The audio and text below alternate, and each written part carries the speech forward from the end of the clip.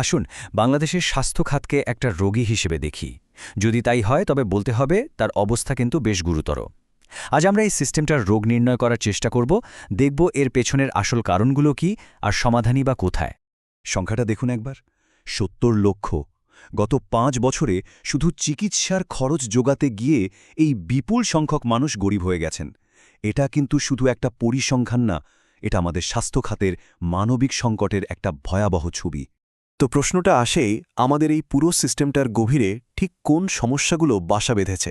চলুন এই বিশ্লেষণটা শুরু করা যাক। চলুন সবার আগে দেখি এই সংকটের মানবিক দিকটা, যা সরাসরি সাধারণ মানুষের জীবনকে প্রতিদিন প্রভাবিত করছে। এখন তো সবাই জানে সিঙ্গাপুর বা আমেরিকায় কি দারুণ চিকিৎসা হয়, তাই মানুষের প্রত্যাশাও অনেক বেড়ে গেছে।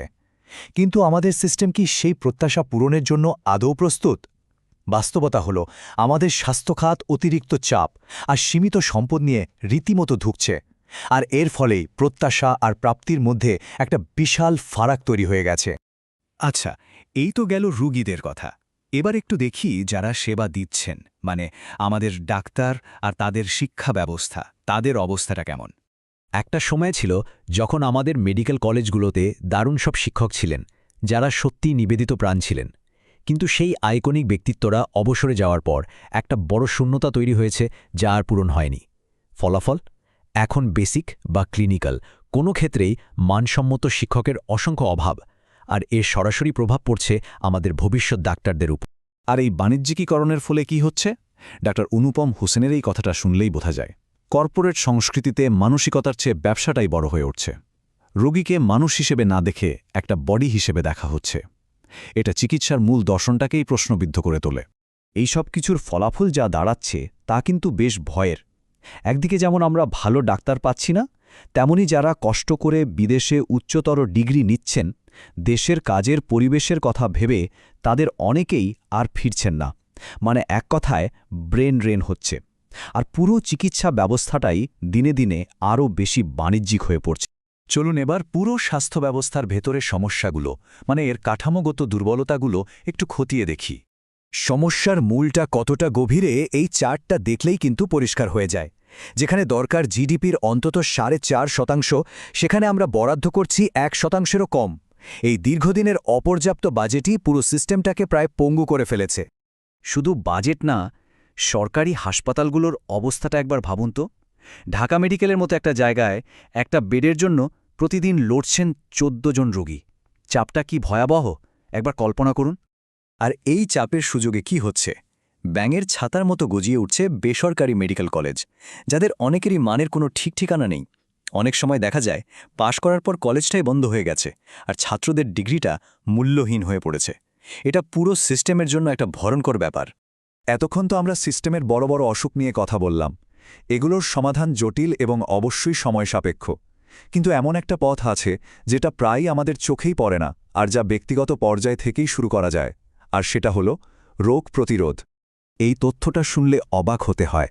আমাদের দেশে যত মৃত্যু হয় তার প্রায় ৮০% এমন সব রোগের কারণে যা চাইলেই প্রতিরোধ করা যেত।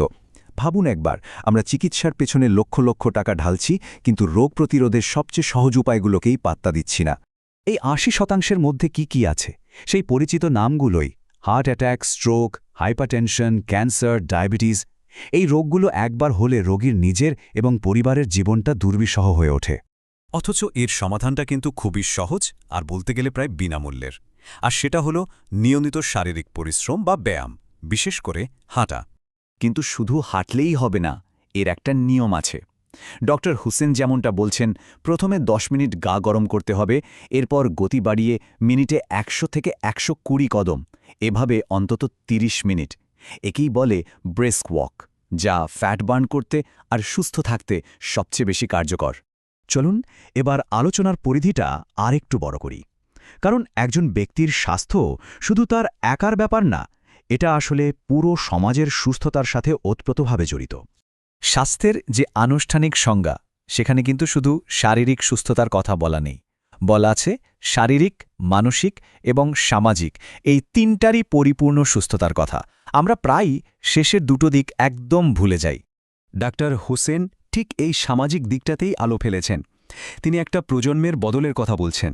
একটা সময় ছিল যখন পরিবারে একটা শৃঙ্খলা ছিল, গুরুজনদের প্রতি শ্রদ্ধা ছিল, কিন্তু এখনকার পরিস্থিতিটা দেখুন। এই যে সামাজিক অবক্ষয়, এটাও কিন্তু এক ধরনের অসুস্থতা, যা আমাদের মানসিক স্বাস্থ্যকে নষ্ট করে দিচ্ছে। আগে একটা কথা ছিল, চরিত্র হারালে সব হারায়। ডাক্তার হোসেন মনে করেন আজকের দিনে কথাটা হওয়া উচিত, স্বাস্থ্য হারালেই সব হারায়, কারণ স্বাস্থ্যই তো সকল সুখের মূল। কারণটা খুব সহজ। একজন সুস্থ মানুষই তো সুস্থ চিন্তা করতে পারে, তাই না? একটা সমাজ যখন সামগ্রিকভাবে অসুস্থ হয়ে পড়ে, তখন সেখানে চিন্তা আর রুচিরও দারিদ্র্য দেখা দেয়। তার মানে একটা দেশের স্বাস্থ্য শুধু দামি ওষুধ বা বড় হাসপাতালে সীমাবদ্ধ না।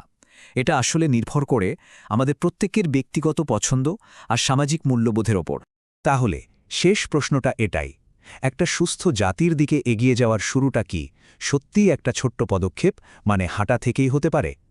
উত্তরটা আমাদের সবার ভাবা দরকার।